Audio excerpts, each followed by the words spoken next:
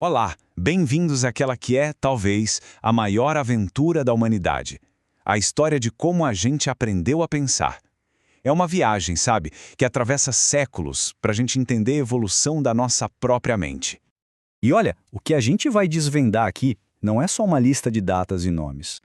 É uma exploração que pode, de verdade, mudar o jeito que se enxerga o simples ato de pensar.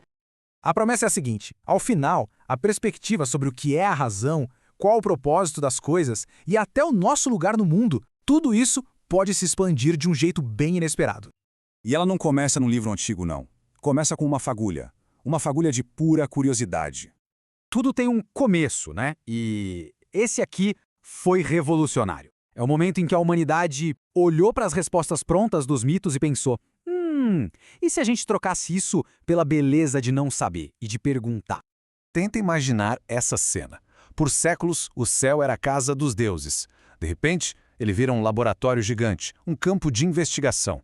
A pergunta quem fez isso perde força para uma outra, muito mais poderosa. Mas por quê? E essa fagulha, nossa, se espalhou que nem fogo. Começou com Tales de Mileto, o cara que deu o pontapé inicial na busca pela origem de tudo. Logo depois, lá em Atenas, vem Sócrates e vira o jogo, dizendo que a sabedoria de verdade começa quando a gente admite que não sabe nada. Daí, o aluno dele, Platão, nos convida a sonhar, a olhar para um mundo de ideias perfeitas. E, para fechar essa turma de ouro, Aristóteles, que foi aluno do Platão, nos puxa de volta para a Terra, organizando todo o conhecimento e definindo como ter uma vida boa, uma vida virtuosa. E aqui, gente, está o pulo do gato de Sócrates. A filosofia para de olhar só para fora e se volta para dentro. O grande universo a ser explorado não está só nas estrelas, mas na nossa própria alma. Conhecer a si mesmo vira a maior de todas as missões, um ato de pura revolução.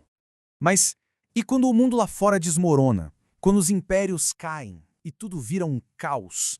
Bom, aí a filosofia muda de função. Ela deixa de ser só investigação e vira um abrigo, uma ferramenta para a gente construir alguma ordem no meio da bagunça. E para lidar com essa desordem, surgiram basicamente duas grandes respostas em épocas diferentes. De um lado, o estoicismo, totalmente focado no nosso controle interno. A ideia era encontrar paz na única coisa que a gente pode dominar, a nossa mente. Séculos mais tarde, veio a escolástica, que fez uma mistura da filosofia grega com a fé cristã, usando a lógica como se fosse uma escada para tentar entender Deus. O mais legal do estoicismo é que ele é super prático.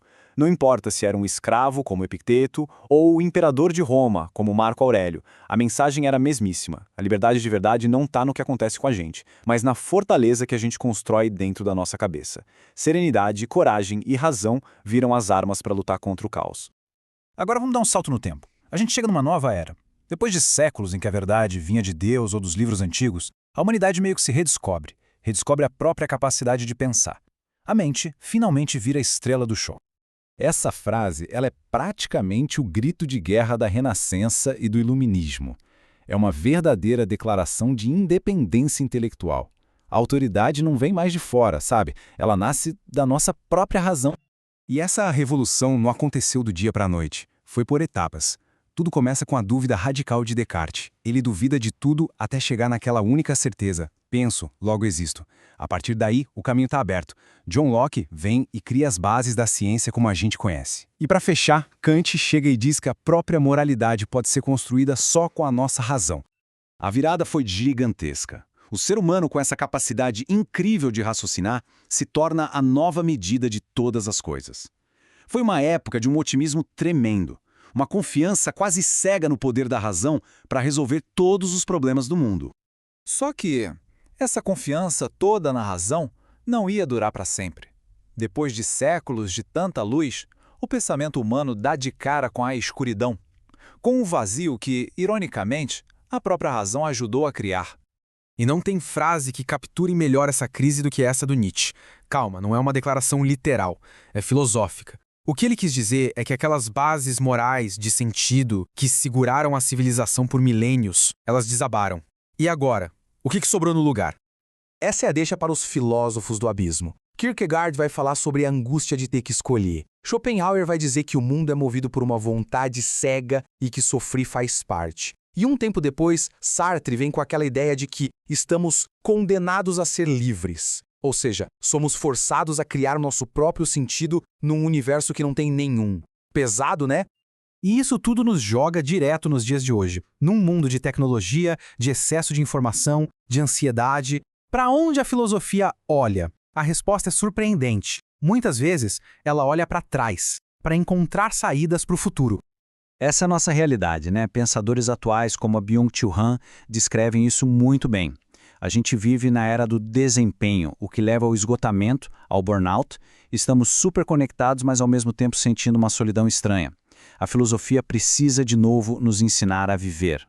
E o que é mais fascinante é ver como uma filosofia de 2000 anos atrás parece que foi feita sob medida para os nossos problemas. Para o cansaço digital, o estoico diz: foque no que está no seu controle. Para a ansiedade com tanta notícia, a lição é: controle suas reações, não os eventos. É como se o estoicismo tivesse renascido como um manual de sobrevivência para o século XXI. Essa frase, no fundo, resume tudo. A paz de espírito não vem de tentar mudar o mundo lá fora, mas de dominar o nosso universo interior. É uma lição tão poderosa hoje quanto era lá na Roma Antiga. E assim, a gente meio que fecha um círculo. Desde as primeiras perguntas sobre as estrelas até as reflexões sobre a vida digital, a filosofia sempre foi essa bússola, esse mapa que a gente usa para navegar pela confusão que é a nossa existência, a nossa consciência. E essa jornada toda nos deixa com um desafio. E que desafio! Numa era de inteligência artificial, de algoritmos decidindo coisas, a questão mais urgente talvez seja exatamente esta.